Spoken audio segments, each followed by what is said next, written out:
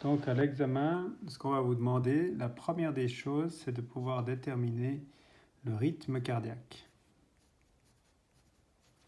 La deuxième des choses, c'est la fréquence cardiaque. Vous pensez bien que c'est deux choses différentes.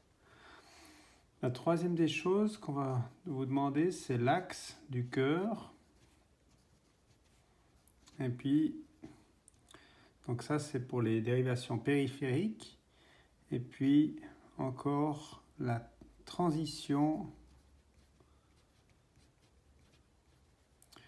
dans les précordiales.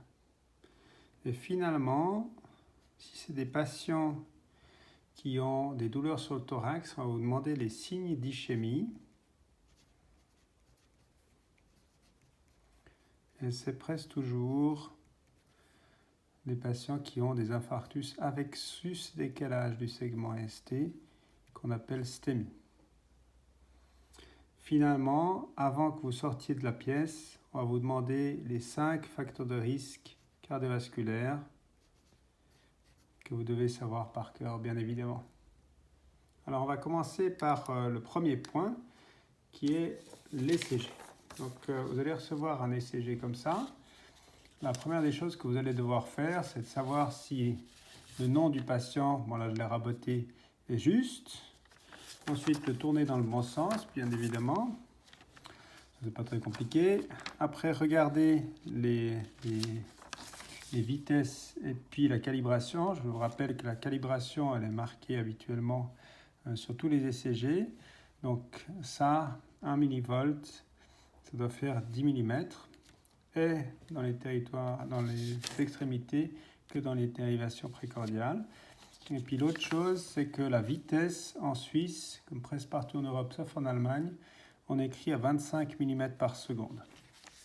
Ensuite, on va passer donc au rythme cardiaque. Donc le rythme cardiaque, il est habituellement un rythme sinusal. Pour que ce soit un rythme sinusal, il faut qu'il y ait des ondes P qui précèdent des QRS et puis que la distance PQ soit donc toujours quasiment la même. Il y a des blocs auriculo-ventriculaires ou sinusales par exemple. Et puis que l'axe du P soit conforme à ce qu'on attend, c'est-à-dire à peu près 30 degrés. Donc ça veut dire qu'il serait positif dans toutes les dérivations périphériques, sauf AVR. Donc on va regarder, là on voit des P, tchac, tchac, tchac, on voit très très bien. Négatif en AVR, ça c'est quelque chose qu'on voit assez fréquemment, isoélectrique en AVL, donc on sait que c'est orthogonal à AVL, donc AVL étant là, on a l'axe du P qui serait à peu près à 60 degrés. Et puis de nouveau positif en AVF, donc on peut dire c'est un rythme sinusal. Ensuite la fréquence, donc je vous rappelle que la fréquence, il y a deux manières de calculer, on peut soit calculer toutes les petites cases qui font 40 millisecondes, et puis ensuite connaître la fréquence exacte en se souvenant de la règle, ou faire une estimation. Vous voyez qu'il y a une petite variation de fréquence au cours du temps. Le patient ici en l'occurrence était en train de respirer, inspirer, expirer, ce qui fait une variation respiratoire de la fréquence cardiaque. Mais sur cette partie-là, on a une fréquence cardiaque qui est relativement stable. Donc il suffit de déterminer un R qui soit quasiment sur le chemin d'un gros carré. Et ensuite, c'est cette règle où on divise 300 par le nombre de grands carrés. Donc 300, 150, 100, 75, 60.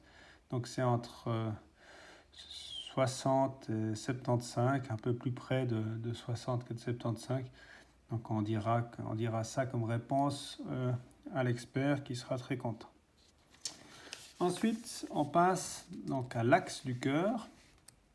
L'axe du cœur, je vous rappelle que pour l'axe du cœur, on doit faire le cercle de Cabrera. Donc c'est tout simple, avec la dérivation 1 ici, AVF, qui est orthogonale vers les pieds, foot ou fous. Et puis si on veut toutes les mettre, il y aurait 2 ici, 60 degrés. Il y aurait 3 ici. Ensuite, AVL qui est à moins 30, et puis en vis-à-vis AVR, qui nous intéresse habituellement pas tellement. Donc maintenant, il y a deux techniques. Il y a soit la technique isobiphasique, où on regarde quelle est la dérivation qui a autant de R que de S. En l'occurrence, moi je trouve que c'est AVL sur cette dérivation-là. Il y a presque autant de R que de S. Donc ça, c'est orthogonal. Donc ça veut dire que si on prend moins 30 et puis qu'on regarde une dérivation orthogonale, on tombe sur la dérivation 2, qui est à plus 60 degrés. Et puis en dérivation 2, on doit voir si ça va vers la dérivation 2, ou bien si ça va plutôt dans l'autre sens, où en fait ce serait négatif dans la dérivation 2. Donc on regarde en D2, et puis on voit un joli QRS qui est maximal du reste et positif. Donc en fait, on peut dire l'axe du cœur est environ à 60 degrés. L'autre technique, en fait, c'est la technique géométrique.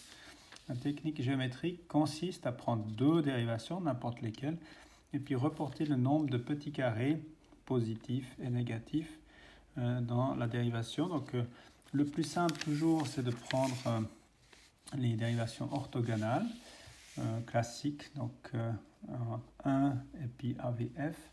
Et puis ici, si on regarde en 1, quand on regarde le nombre de petits carrés positifs, on en aurait 3, je crois.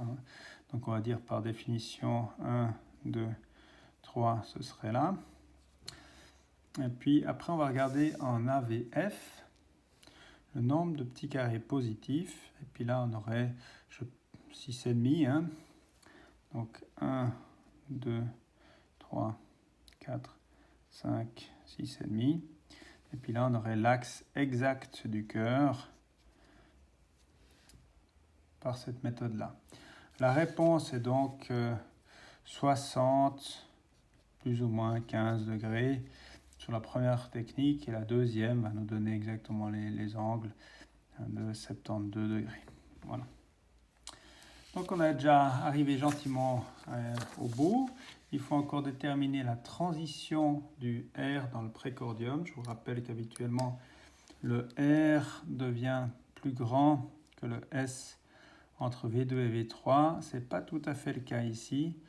Le changement, c'est entre V3 et V4. Donc si on est vraiment touchy, on sait que c'est une rotation horaire. Donc je vous rappelle, en fait, on regarde le thorax par les pieds du patient, donc ce serait des chaussures. Et puis là, on a le thorax du patient. Et puis qu'on a la dérivation V1, V2, V3, V4, V5 et V6. Et puis, en fait, normalement, la transition normale, c'est-à-dire la hauteur du septum, elle est ici entre V2 et V3. Dans notre cas, c'est entre V3 et V4, ce qui fait que c'est une rotation horaire, parce que si on regarde une horloge, on regarde les aiguilles elles tournent toujours, en fait, dans ce sens-là. Donc ça, c'est horaire, puis dans l'autre sens, ce serait anti-horaire. Finalement, si c'était quelqu'un qui a des douleurs sur le thorax, ce n'est pas le cas ici, on chercherait les signes d'ischémie, d'infarctus. S'il y en a, on va vous demander les 3 territoires qui sont les territoires d'ischémie. Donc, je vous rappelle qu'il y a le territoire latéral qui est entre 1 AVL, V5, V6. Il y a le territoire antérieur qui est entre V1 et V4. Et le territoire inférieur qui fait 2, 3 AVF.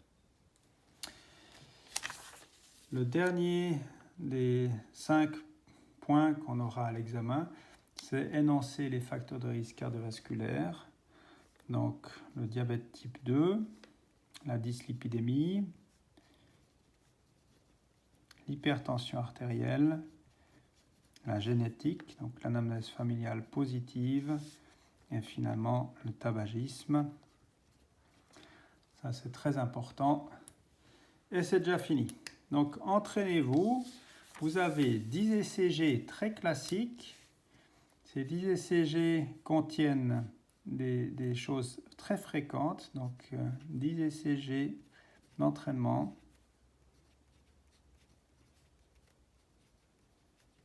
Au cours de l'année, si vous avez des questions, vous pouvez toujours nous contacter. Et puis, autrement, on se verra pour les ASCII. Courage!